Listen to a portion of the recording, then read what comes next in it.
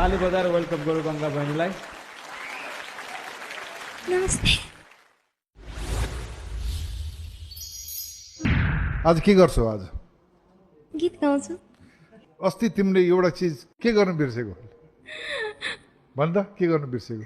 Hurrah खोइ गर त एक्चुअली हेरौँ। आउँछ आज आउँछ कि आउँदैन हेरौँ त। आज कुन गीत गाउने? आज तारा देवीको सागरीबारी। लास्ट टाइमको तिम्रो गीत एकदम राम्रो भएको थियो, तर तिम्रो भुर्र चाहिँ नि गरेन। यो गीतमा भुर्र गरेर राख्ला। गर्दिन।